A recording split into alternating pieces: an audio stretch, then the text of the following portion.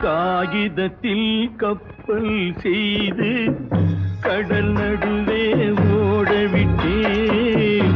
மணல் எடுத்து வீடு கட்டி மழை நீரில் நனைய விட்டேன். மழை நீரில் நனைய விட்டேன்.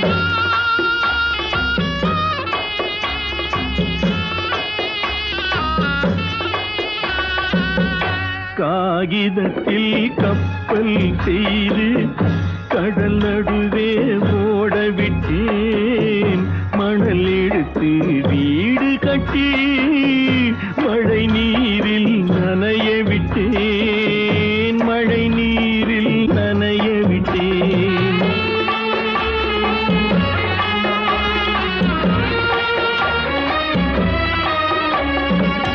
மானம் என்ற பொருள் காக்க